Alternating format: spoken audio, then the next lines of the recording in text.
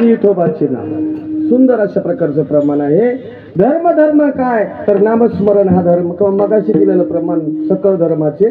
कारण नामस्मरण हरी कीर्तन, म्हणून नामस्मरण हा धर्म आहे, दया हा धर्म आहे, देवत्व हा धर्म आहे.